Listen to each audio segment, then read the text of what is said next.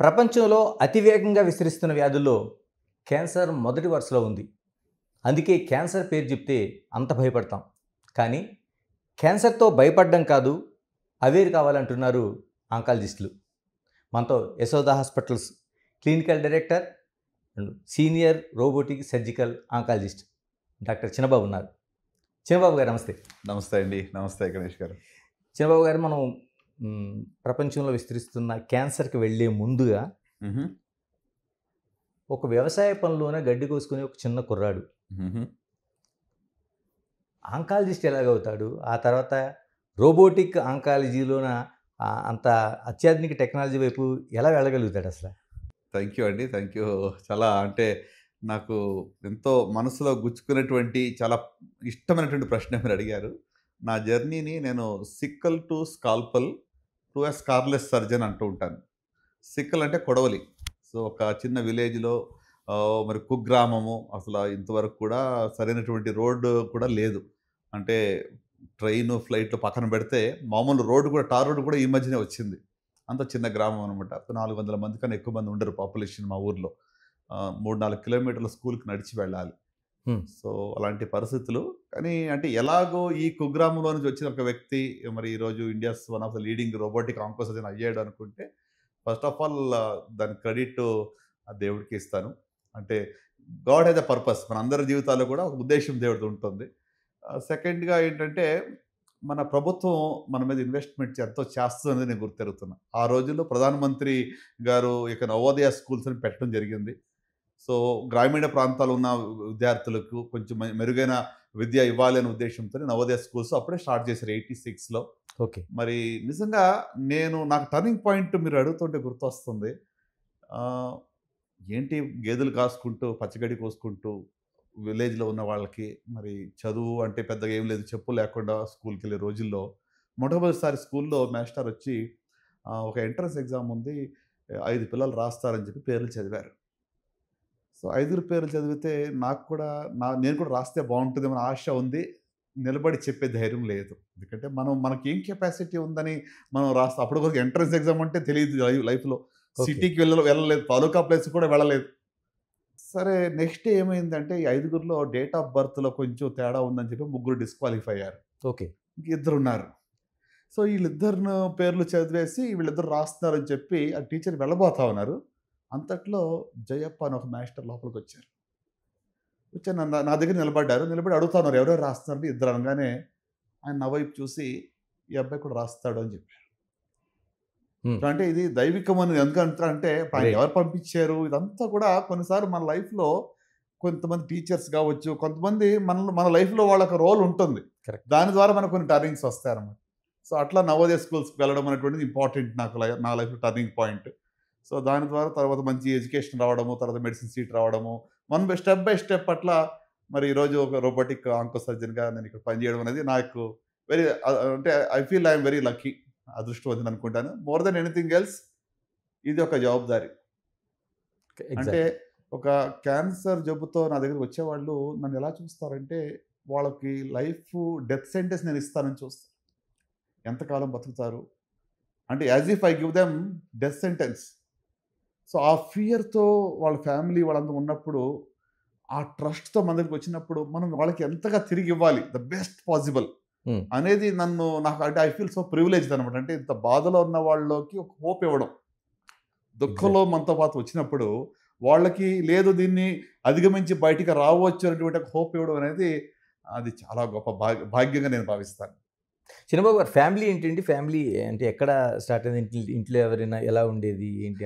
మా ఫ్యామిలీ అంటే ఆంధ్ర ఒరిజినల్ అండి. మేము మైగ్రేట్స్ టు కర్ణాటక దావణగిరి ప్రాంతంలో వ్యవసాయ రీతిగా వెళ్ళారు. ఓకే. సో దావణగిరికి ఒక 25 కిలోమీటర్స్ దూరంలో అశోక్ నగర్ క్యాంప్ అని చిన్న విలేజ్ నేను చెప్పినదిగా, అక్కడ వ్యవసాయ రీత్యా మరి ఇట్లా ఏది పొలం చేసుకోవడము, తర్వాత పశువులు మేపుకోవడం అనేటువంటి పరిస్థితుల్లో చాలా చిన్న హంబల్ బిగినింగ్స్.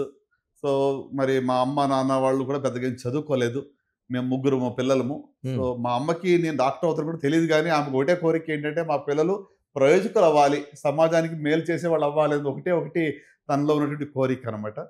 సో వాళ్ళు డెఫినెట్గా వాళ్ళ వాళ్ళకున్న అంటే లిమిట్స్లో చాలా త్యాగం చేసుకునే వాళ్ళు మరి మాకు అన్ని అనుగ్రహించారు అని ఇచ్చారని అనుకుంటూ ఉంటాను. సో అన్నయ్య దావణగిరిలో ఇప్పుడు కూడా ఫ్యామిలీతోనే ఉంటాడు. తమ్ముడు సాఫ్ట్వేర్ ఇంజనీర్ యూఎస్లో ఉంటాడు. సో అంటే వెనక్కి తిరిగి చూస్తుంటే ఒక కంట్రీ యొక్క ప్రధానమంత్రి యొక్క రోల్ నా నా లైఫ్లో ఉంది. అప్పుడే మరి రాజీవ్ గాంధీ గారు నవోదయ విద్యాలయ స్టార్ట్ చేశారు 86లో. ఆయన ఎక్కడో రష్యా అక్కడికి వెళ్ళి చూసి ఇలాంటి కాన్సెప్ట్ ఇక్కడ ఇండియాలో పెట్టాలని చెప్పి నిర్ణయించడం జరిగింది. అట్లా ఒక టీచరు నన్ను ఐడెంటిఫై చేశారు. మరి తల్లి యొక్క రోల్ చాలా ఉంది. ప్రేయింగ్ మదర్ అంటాను ఎప్పుడు కూడా. చాలా ప్రేయర్ఫుల్గా పిల్లలకి మేలు జరగాలి ఎప్పుడు తాపత్రయపడుతుండేది. అంటే అట్లా నేను ఈరోజు ఏమయ్యానో దానికి చాలామంది పాత్ర ఉంది. అందులో ఈ ముగ్గురు పాత్ర ఎక్కువగా నేను భావిస్తాను. Thank you. అంటే మనం క్యాన్సర్కి వెళ్ళే ముందు అంటే క్యాన్సర్ వస్తే దాన్ని పూర్తిగా నయం కాదు, కేవలం ఇప్పుడు చేస్తున్నది ఉపశమనం మాత్రమే. ఇది నిజంగా అపోహ లేకపోతే నిజంగా కొనసాగుతున్న ఇష్యూనా? మీరు అడిగిన ప్రశ్న చాలా రెలవెంట్. ఎందుకంటే ఇది పెద్ద అపోహ. ఓకే. అంటే నేను మిస్గైడ్ చేయాలని ఆశపడతలేదు. బిగ్ టీవీ ప్రేక్షకులు ప్రత్యేకంగా నా యొక్క మనవి ఏంటంటే ప్రతి క్యాన్సర్ నయమైపోతుంది, ఎవరికి ఏం కాదు నేను మెసేజ్ ఇవ్వటం లేదు. అలాగని చెప్పి క్యాన్సర్ వస్తే జీవితం క్యాన్సర్ అనేటువంటి భావన ఈ రోజుల్లో కూడా చాలా మందిలో ఉంది. సో నేను చెప్పేది ఏంటంటే అర్లీ డయాగ్నోసిస్ అయితే ముందశలో క్యాన్సర్ కనుగొంటే ఖచ్చితంగా క్యూర్ చేయవచ్చు. స్టేజ్ 3లో ఉన్నా కూడా చాలా వరకు క్యూర్ చేయవచ్చు. స్టేజ్ 4లో ఉన్న వాటిని క్యూర్ చేయలేము. సో ఏ స్టేజ్లో జబ్బు కనుగొంటాం అనేది రిజల్ట్కి ఆధారపడి ఉంటుంది తప్ప మనం ప్రతి జబ్బు కూడా ఇంక అంతే అని చెప్పి రైట్ ఆఫ్ చేసేది అస్సలనే తప్పు. అలాగనుకుంటే ఇప్పుడు ఎన్ని వేల ఆపరేషన్స్ లాస్ట్ 20 yearsలో చేస్తుంటాము. అందులో అందరూ బతుకున్నారు, అందరూ బాగున్నారంటే లేదు. ఓకే. అడ్వాన్స్ డిసీజ్ ఉన్న వాళ్ళు బాగోలేరు, ఎంతమంది మరి చనిపోయారు. కానీ నయమైన వాళ్ళు, క్యూర్ అయిన వాళ్ళు ఎక్కువ శాతం ఉన్నారు. అర్లీ డయాగ్నోస్ వాళ్ళు అందరూ కూడా ఆల్మోస్ట్ 90% కన్నా ఎక్కువ అర్లీ డయాగ్నోస్ అయిన వాళ్ళు సర్వైవ్ అవుతూ ఉన్నారు. ఓకే. నార్మల్ లైఫ్తో ఉన్నారు. సో కనుక నేను ప్రేక్షకులకు నేను చెప్పేది ఏంటంటే క్యాన్సర్ అంటే జీవితం క్యాన్సర్ కాదు. క్యాన్సర్ని పూర్తిగా నయం చేయవచ్చు, చేస్తూ ఉన్నాం చాలా వాటిల్లో కూడా. 100% అని దేనికి లేదు. లైఫ్లో 100% గ్యారెంటీ దేనికి ఉందండి? దారిలో మనం వెళ్తుంటే ఎవరు గుర్తారో మనకు తెలియదు. అంత ఎందుకు నేను క్రికెట్ స్టేడియంకి వెళ్ళి ఏదో ఫ్యాన్ చూస్తామంటే పాపం వాళ్ళు ఏమైనా ఊహించారా? అంటే అన్సర్టెనిటీస్ అవన్నీ ఉన్నాయి. అంటే వాటి కంపేర్ చేసుకుంటే డెఫినెట్గా క్యాన్సర్ అంటే భయం అనేది కొంచెం ఎక్కువ ఉంటుంది, నో డౌట్. కానీ రిజల్ట్స్ అనేది స్టేజ్ మీద ఆధారపడి ఉంటుంది. అంటే ఏంటండి స్టేజెస్ ఏంటి? First stage, second stage, third ఏంటి? ఎన్ని స్టేజెస్ ఉంటాయి ఏంటి అసలు? దాన్ని ఎలా క్యాలిక్యులేట్ చేస్తున్నారు? దానికి వైద్యం సంబంధించి ఎలా ఉంటుంది? షూర్ అండి. అంటే క్యాన్సర్లో యూజువల్గా 4 స్టేజ్లు ఉంటాయి. First to 4th stage. So ఈ స్టేజ్ ఎలాగా గుర్తుపెడతామంటే ట్యూమర్ సైజుని బట్టి TNM స్టేజింగ్ అంటాం. Tumour, lymph nodes, node N for nodes, M అంటే మెటాస్టాసిస్. అంటే జబ్బు వేరే భాగాలకి పాకిందా లేదా అనేది చూసిన దాన్ని బట్టి స్టేజ్ అనేది డిసైడ్ అవుతుంది. ఓకే. సో అంటే ఇప్పుడు ట్యూమర్ లెస్ దాన్ 2 centimeters ఉందనుకోండి, దానికి T1 అంటాము. అలాగే ఇప్పుడు ట్యూమర్ 2 to 5 centimeters ఉంది, 2 నుంచి 5 centimeters, దానికి T2 స్టేజ్ అంటాము. అలాగే 5 centimeters కన్నా ఎక్కువ సైజులో ఉంటే T3 స్టేజ్ అంటాము. సో అలాగే లింఫ్ నోడ్స్, ఏ లింఫ్ నోడ్స్కి లేదనుకోండి దాన్ని N0 అంటాము. కొన్ని లింఫ్ నోడ్స్కి వెళ్తే N1 అంటాము, ఎక్కువ లింఫ్ నోడ్స్కి వెళ్తే N2. సో ఇట్లా T stage, N stage and M stage. M అంటే మెటాస్టాసిస్. మెటాస్టాసిస్ అంటే దూర ప్రాంతాల్లోకి జబ్బు పాకింది. For example లంగ్స్లోకి పాకింది. ఇప్పుడు నోట్లో క్యాన్సర్ ఉందనుకోండి, లంగ్స్లోకి పాకింది అనుకోండి, లేదా బోన్స్లోకి వెళ్ళింది, లేదా లివర్లోకి వెళ్ళింది, దాన్ని డిస్టెంట్ మెటాస్టాసిస్ అంటాం. అంటే దూరపు ఆర్గన్స్లోకి జబ్బు పాకింది. సో దీన్ని బట్టి స్టేజ్ అనేటువంటిది దూరపు ఆర్గన్స్కి వెళ్తే స్టేజ్ 4. ఓకే. లంగ్స్ కానీ బోన్స్ కానీ లివర్లోకి వెళ్తే అది స్టేజ్ 4 అంటాం.